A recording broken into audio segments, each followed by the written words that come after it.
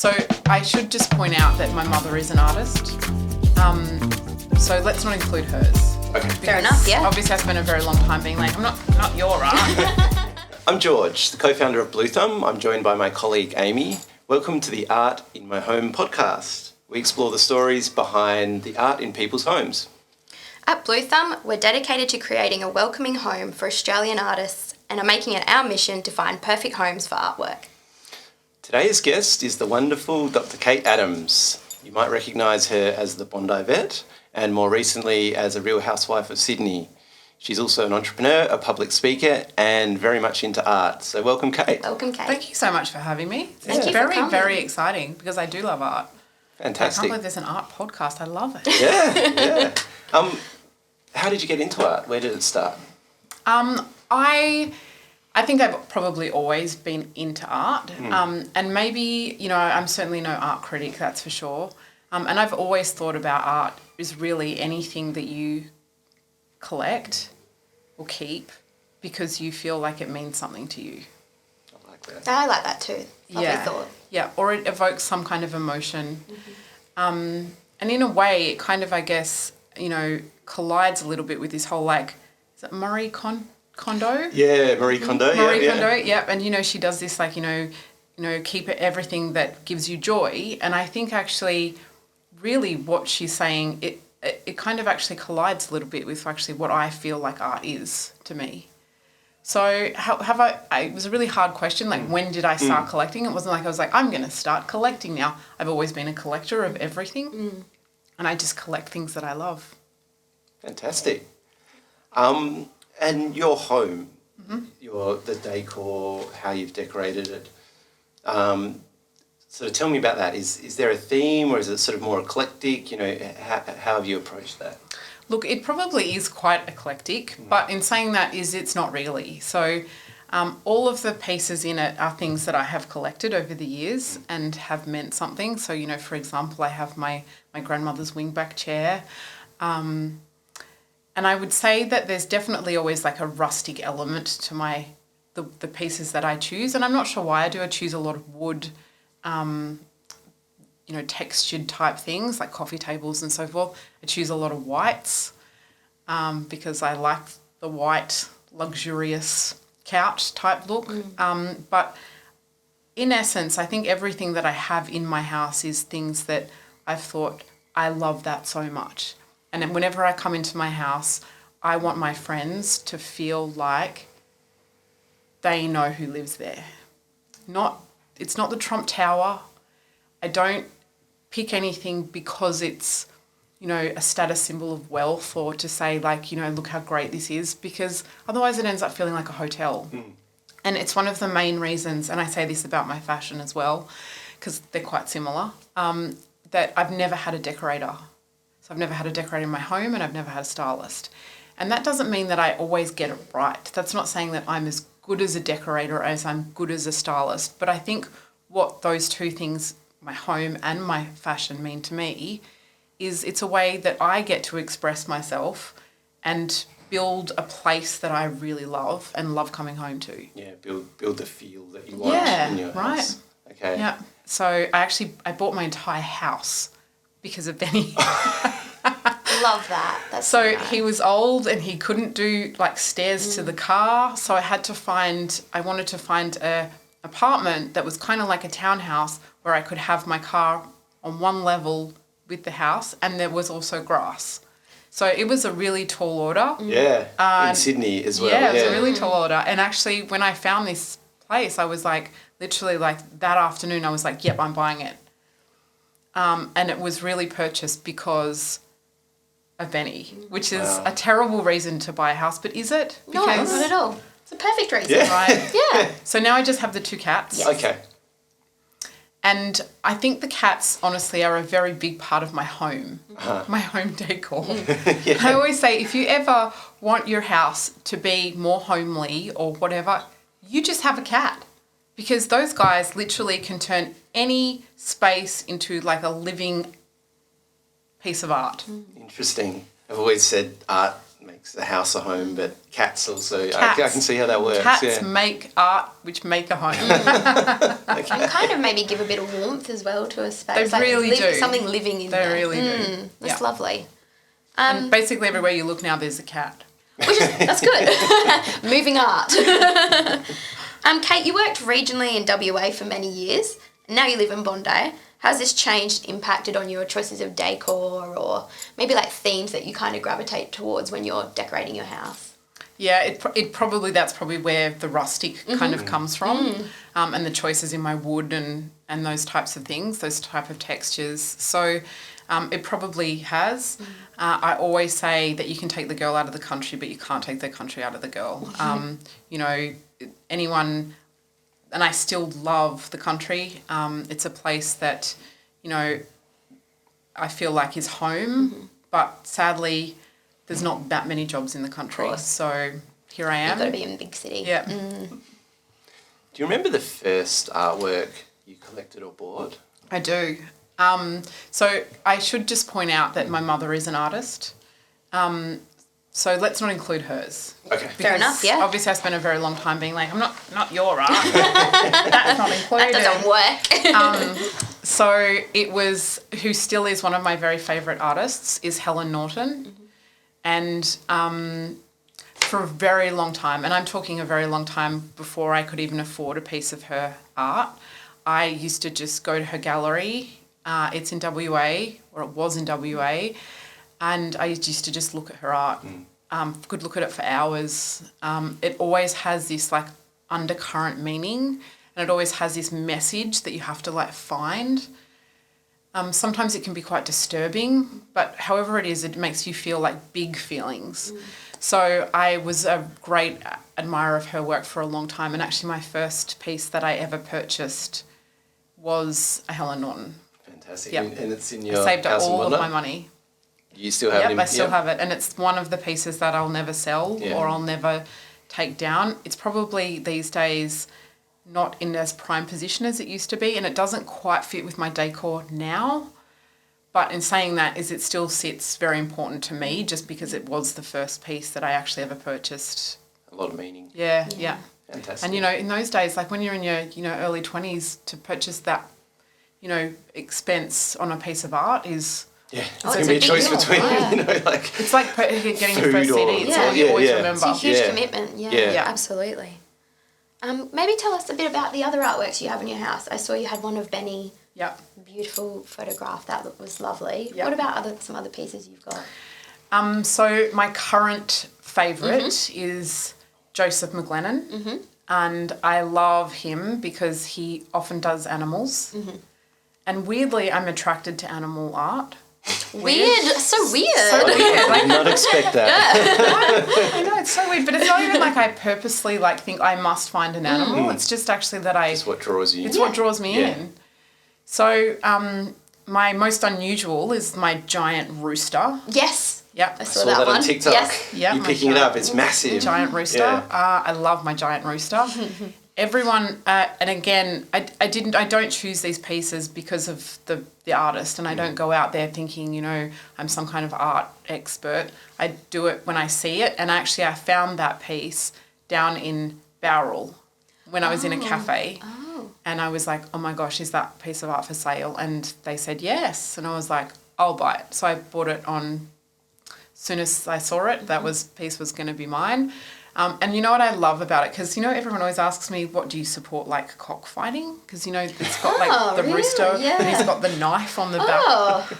And I'm like, no, like to me it's just straight strength. Like it's just like he's the warrior. Yeah. And I think it was probably that piece of art that probably got me through Housewives, honestly. Every time I came home, like late at night after a really heavy day on filming or whatever, you know, it's tough. And there was my rooster warrior, and I thought, like, that represents me because I'm the warrior. Yeah. I was going to ask, you know, your life sounds like there's a lot of intensity running the vet practice and also all the TV you do.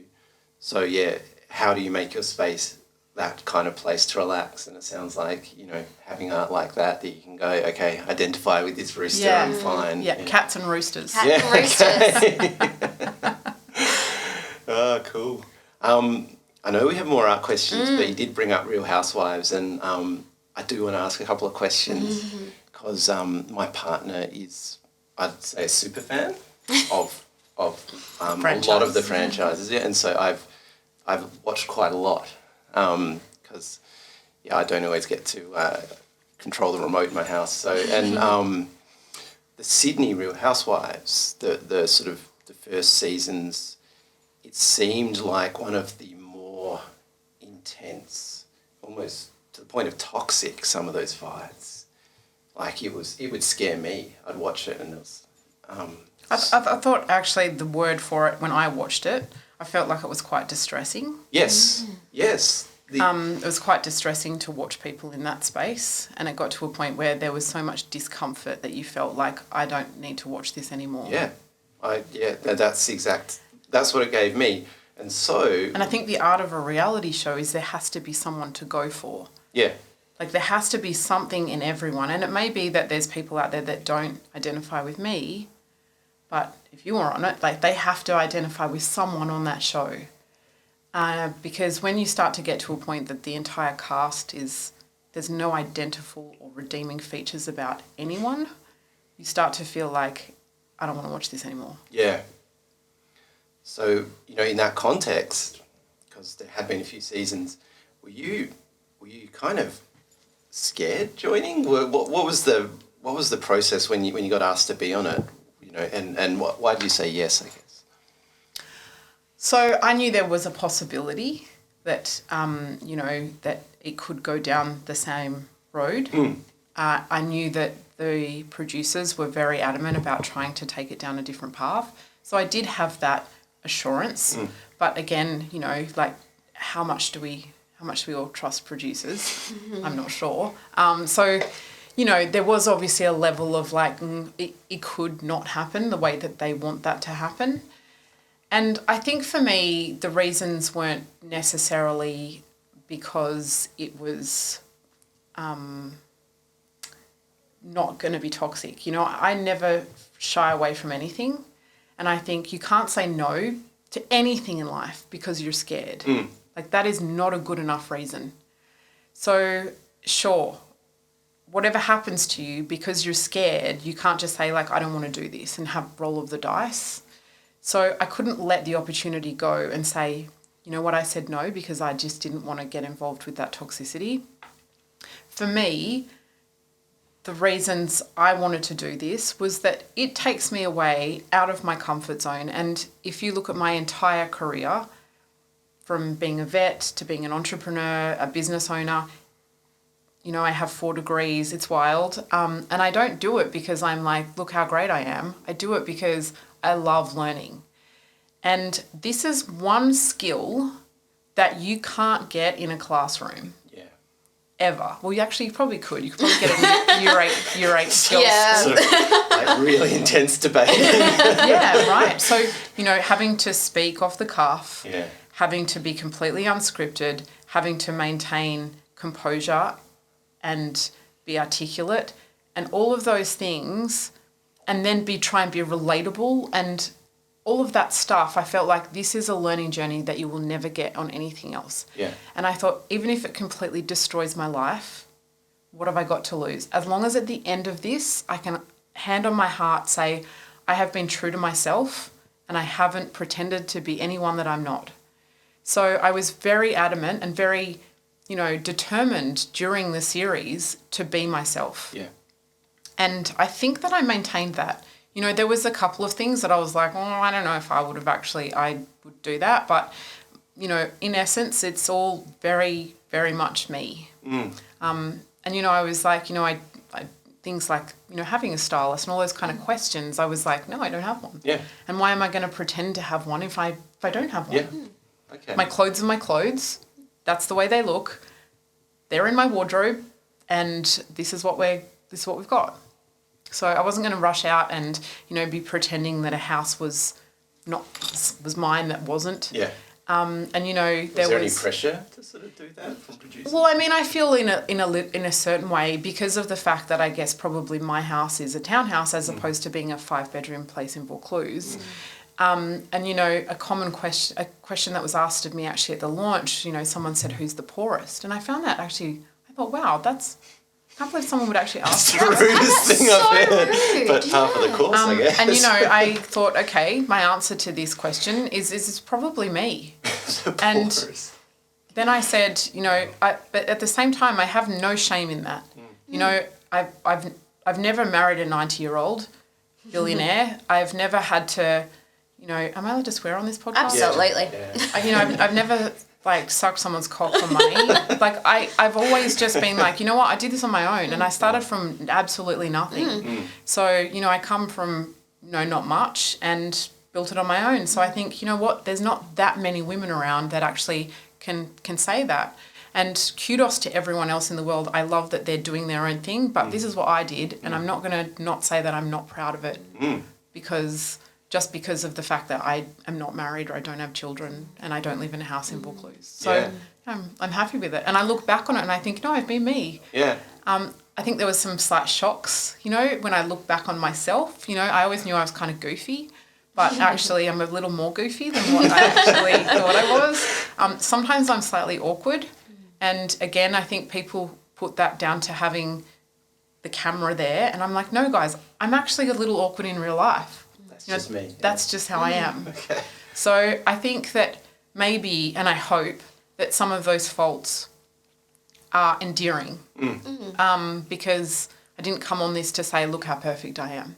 I'm pretty perfect. Yes. But I'm an 8.5 at everything. Yeah, there's a small perfection that can be improved. It's very honest. The portrayal is very honest of you. I think that's quite... Well, you probably have to be happy with that because I'm sure you could be twisted in production. Oh, the edit, people talk about the edit. 100%. So if you feel like it was kind of a fairly good portrayal of you, I think you'd have to be happy. Yeah, I think it was. And really I have... no real complaints about the edit. In terms of a lot of people asked if we're produced and how much of that is produced, and I think very little. Okay. What actually happened, I think sometimes when I look at it, it's actually probably been toned down. Wow. Oh, okay. Wow. I was going to ask, Wow. are the fights, are they worse in real life or are they worse on the Yeah, they're definitely worse in real life. gosh. And I think that there was this whole real kind of idea that we were going to keep this non-toxic. So the toxicity levels had to definitely reduce somewhat. So sometimes it feels like, there'll be an event in that show and someone just comes in hot. Like they come in to just, I'm picking a fight tonight. Is that them or are they being sort of prompted to, are they... At the beginning of this, I walked onto that first set and I had a target on my back and I didn't know it. God. And I felt as though I watched the first 3 episodes back where I'm wondering, why are you coming for me? Why are you guys all coming for me? I'm a pretty nice person. I don't get it. What have you done? Nothing. So I spend these first 3 episodes just trying to kind of make friends and being like, guys, you can be friends with me. I'm really nice. Please like me. And then by episode 3 or so, I realised oh, you'd planned this. Oh, I get it. You needed a fight and you thought I was going to be the weakest link. So I thought, okay, you're not going to like me no matter what I do. And, you do get to this point. It sounds like you're at schoolyard. You do get to this point where you think, I've got 2 options. I either change schools, leave the show, or you pick up a fucking sword and you fight back. So, I learnt throughout, thought, okay, well, here we go. You're going to come at me, I'm going to come back at you. And I'm going to come back at you a lot harder. So I'm a bad victim in that way. And I realised that, I could have probably stretched that victim card a bit harder. But being a poor victim, it actually ends up being that sometimes I look like the instigator and things, and I think, no, I'm actually retaliating to sort of what's going on. It's just that I'm good at fighting. Hitting back, yeah. It sounds Channeling the rooster. It really sounds like describing a jail yard, not a schoolyard here. So I think it does, when you look back on these, I think, oh, I get it. When you have had a season under your belt, you're at a clear advantage. You're so much better advanced at actually knowing the lay of the land and like knowing what's going to happen and what you have to do. So, you know, was there people that came into this thinking I need to start a fight in this particular line? I have no doubt. But I didn't know it at the time. Of course. Are you doing the next season? I don't know. Okay. I don't know. So, really, no, maybe. I don't know. Yeah, but it wasn't. You, if it was on, you'd do it. Like it was not. I don't know. You know, it was a lot of my life. Yeah, it was a lot. So, I don't think everyone realizes that, you know, how much of taking of your life it is. You know, and I've got so many other things on the go that it is difficult for me to have to always balance those things. So, you know, it may be that I have to prioritise some things over others. I don't know yet. Yeah. And how hard is it to run like a whole vet practice while doing this filming? Because that's not the only show you're on as well. You do other kind of TV shows. Yeah. How's that juggle? Yeah, it's really tough. Like it's exceptionally tough. You know, I think the worst part is just dropping patients and basically saying, I'm sorry, I can't see you because I have to go film Housewives. It's a very lame excuse. It's awful. And I really care about my patients and I really care about the pets that we treat. So, look, there's been a few things which I think have been great that have come out of Housewives, and that has meant Bondi Vet doesn't need me as much as I thought it did. It has gone to this place now where I built this and it was always me and that was my identity. And I didn't know who I was going to be without Bondi Vet. And now it can almost run itself. Yeah, fantastic. It doesn't, the whole place won't crash down if I'm not there. I call her a she because she has her own life and she will exist long after I'm gone, which is a great place to be. Yeah. So it has allowed me at least the headspace to be able to say, like maybe I'm not going to be Bondi Vet for the rest of my life. Maybe there's some other stuff in Dr. Kate. Of course. How was it having, say, go from cameras in your personal life to cameras in your workplace when you were doing Bondi Vet? It's really quite difficult to talk about yourself when you've talked about pets for a really long time. Of course. I've always said that I am an extroverted introvert is the way I describe myself. And so I can be extroverted, but I tend to, my preference is that I'd rather do things like gardening. I love gardening my house, you know, decorating my house, etc. So I realised a while ago when I was filming, I thought, oh my gosh, like whenever I get into this really awkward, goofy space that I do, I'm really good at getting pets and like being like, look at this cute kitten, you know, and like using them as the focus. And in a small way, even like hiding behind pets rather than actually then people asking me what I personally think about things rather than talking about something medical. And then sometimes I don't know how I feel about things. I'm like, oh God. Me? You want to talk to me? Can't we just talk about pets? Yeah. That's fair. So I'm learning. Yeah. I'm learning. Yeah. I think, well, it sounds like a pretty big change going from, filming in the vet to the Real Housewives. I did want to change tack a little bit and talk about your mum's art. And growing up, was she an artist as you were growing up? So no, she wasn't. No, okay. So she's coming to it later? She's coming to it later. Okay. So this is a funny thing that I think that you guys would be well aware of, that in the old days, and maybe it still happens, is that there's this really idea that if you're academic and you're a smart maths kind of person, that you're not creative. So you can only fall into one of those two categories. Do you guys think that? We were told that, you're left-brained or right-brained. And it's a load of shit. You can either be creative or you can be... Yeah, I don't believe it, but... Right. Because I look at, like, say, my vet school. I look at the kids that I went to vet school with and all of them are, like, master violinists, or they have these... my best friend who is a fabulous prosecutor plays the oboe. Oh, wow. So my sister was always a great artist and she was also academic. So I just felt as though it was one of those things that I learnt a bit later on that, this is a load of crap. Like, actually, the people that often make the most creative people are actually the people who are the smartest. So I kind of grew up in this household where it was always thought that our family doesn't do art.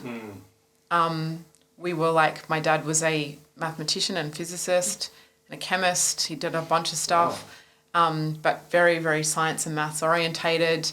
My mum was a principal of a school. So, yeah, it was just not, just didn't really grow up around it. And weirdly, somewhere along the way, and I don't know when it was, but my mum started doing art. And weirdly, we thought I was just one of those like night school things that mum's going to like, you know, help her have some friends or something. And we realised she was really good. Like, I always used to think to myself, I'm not going to be very good at this. It's gonna suck. Where did that come from? Back to from these art classes, and I'd be like, oh wow, you're good. that's all right. And then I'd think, was there someone better than you in the class? My mum would say, no, I was the best at it. So it started becoming very obvious, probably after the first couple of years of her doing this, that she was actually really quite gifted at it. And it was actually quite, like, we were like, oh. So she is the little entrepreneur that she is. She lives in Canberra, and so she goes to all of the various like galleries, like in like Bungendore and places, and sells her art or gets them to sell her art. So she goes and she brings them all her wares and says like, this is what she's got. So yeah, I feel like I'm really proud of her for doing that, especially for just being a non-artist to. So if you still ask her and you say, are you an artist? Which she does now pretty much full time now that she's retired. And she says, oh no. And I think, how do you say that? You sell your art. Yeah, you have people who want to buy it. You have people who want to buy it. Yeah. People commission you to do stuff. Yeah. And she still says, I'm not an artist. Yeah. And it's really interesting, I guess, probably the art world in general, about how people feel inadequate to be able to call themselves an artist. Totally. And collectors as well on the other side. Yes. And that's part of this podcast Yes. is we want to show that people are, if you have art in your house, you are a collector. You are a collector. That's right. You don't have to have a Picasso. Yeah, you don't have to have an art history degree to enjoy and collect art. It's all you have to be is human. Yeah. Oh, that's great. Look, because my dad's a painter too, an accountant and a painter. So very same thing. You know, he's sort of a numbers man who also I love does that. art. Yeah. Yep, I love that. And I think it really does break down that wall, and that wall needs to go. Yeah. You know, you can be everything. You can be good at everything. You can do a normal job and be creative. Yes. Yes. Yeah, I hope they're still not telling kids that you're one or the other. Surely they've I gotten hope over not. that. I hope they have. I'm not actually sure, but I think certainly our generation was really sort of told you're either an English person or you're a maths person. Yeah. Yeah. And Or you're a drama person or you're a PE person. Totally. What side of the brain is it? And that's what yeah. Amazing. So what's on the cards for you? Like, you sound like one of the busiest people we've interviewed so far. What's on the cards for this year? What are you working on? So I'm really actually working. So this year I always try and have a word for every year. Do you guys have that? You guys do that? No, So but do a I little like vision it though. board thing. I don't have a word for Yeah, I you. mean, I don't have a vision board because that just takes up too much time. I used to have a vision board, and actually, I should just, you guys, I don't know if you can actually, you can't really see my phone, but see how my phone has got all these weird pictures on it. So it's my whole vision board on my phone. Your there you go. on your You've got phone a- background. It's a great idea. It's a little bit old, but I need to update it. But every year I have one particular word, and this year was actually called fun. Oh, lovely. Yeah, and I didn't choose it. I feel like the universe chose it. I just let it sit there for a while and was like, okay, like, what is this year? And then I was like, oh, this is fun year. Okay. So I think I was a bit embarrassed about that because I had it. I saw like other people's things and they were all like gonna like take over the world. And I was like, oh shit, maybe I should be doing that. I think I think you doing did it a lot. last I think you're doing a lot. year. Yeah. I think fun, you deserve fun Yeah, if that's what you want. definitely. Yeah. So really, this was the year of me. So in the past, you know, and one of the primary reasons that, you know, I don't have a partner and I don't have any children, which is fine by me, is because I have so much else in my life that has always been so demanding and has always been a priority. So I feel like this year is just going to be the year where I'm like, I'm sorry, I can't do that. And I have literally said no to like 10 things in the last week. I'm so proud of myself. I was like, I'm sorry, I cannot do this. So liberating for you. So liberating. Well, thank you very much for saying yes to this. Yes, thank you for saying yes to We this. appreciate it. But no to everything else. Feel special. It's great. Awesome. Well, we'll wrap it up there. Thank you so much for coming in and Yeah, talking thanks. art and You guys, Real I Housewives. feel like as though that even obviously, combining art with, a business that makes it accessible to everybody and also allows artists out there that don't really know, how else to sell their art. They don't have the money or whatever to have a whole exhibition for themselves or whatever. I just think it's amazing. Like, wow, what an idea. Yeah, no, we've been doing it for 12 years, and the best part for me is seeing the artists kind of come up and start making sales and growing careers on us, and It's then like, it happens. It's so like it's Uber great. for art. Yeah. true. Our original vision was SoundCloud for art, the music versions, Yes. because I was playing music. Yep. So, yeah, we've tried to stick to that. And I love that. Yeah. So awesome. Thank you, Kate. Thanks so much Kate. for having me, you guys. Thank It was you. great. Yeah.